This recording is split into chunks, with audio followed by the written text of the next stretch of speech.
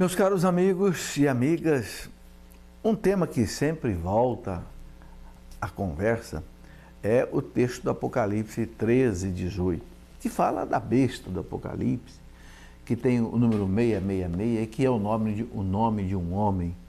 O texto diz exatamente assim, né? Eis aqui a sabedoria, quem tiver inteligência calcule o número da fera, porque é número de um homem. E esse número é 666. Bom, o que significa isso? Esse 666. Infelizmente, né, os nossos irmãos protestantes, alguns deles, aqueles mais radicais, eu até diria mais ignorantes, querem dizer que o Papa, né, traz aqui na sua tiara. O que é a tiara? A tiara o Papa usava uma mitra, que é esse chapéu do Papa. O Papa usava antigamente uma mitra que tinha 3 coroas. Então se diziam que o Papa tinha na mitra o número 666, que nunca ninguém viu. Mas inventaram essa história dizendo que a besta do Apocalipse, a fera, é o Papa. Uma coisa de doido, né? O que significa esse 666? Significa o seguinte: os cristãos estavam altamente perseguidos no primeiro século. O Apocalipse foi escrito por volta do ano 90 a 100 por São João. E exatamente estavam naquela perseguição terrível dos primeiros imperadores romanos que perseguiam o império. Era Nero, depois Trajano, depois tivemos Domiciano, Diocleciano, Vespasiano, etc. Estávamos na época da perseguição terrível de Trajano, onde os cristãos eram mortos aos milhares em Roma. E eles não podiam expor a sua fé cristã, porque eles seriam mortos.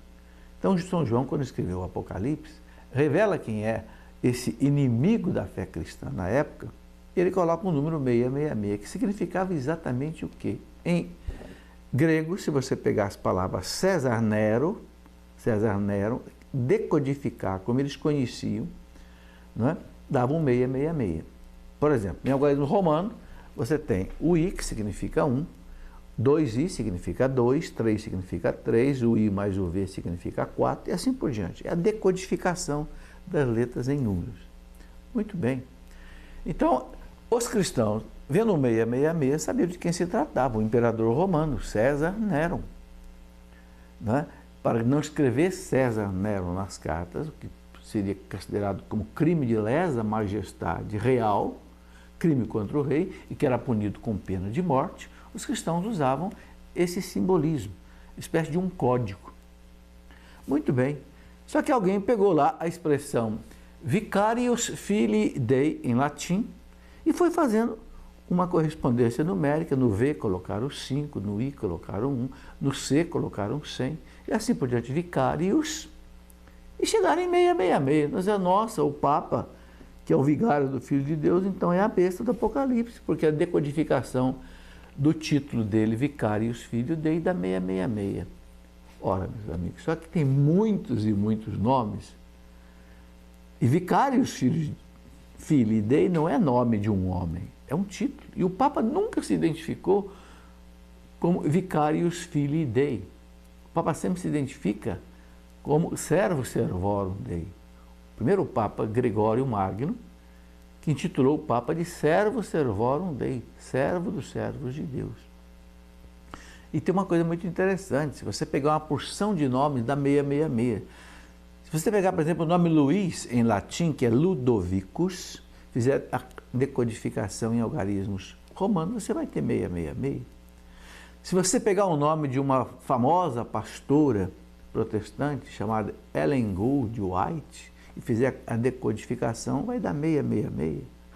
Então é uma brincadeira de muito mau gosto, sem nenhum fundamento básico científico religioso, quer dizer que o Papa é o 666. Será que alguém consegue ver na figura do Papa a besta do Apocalipse?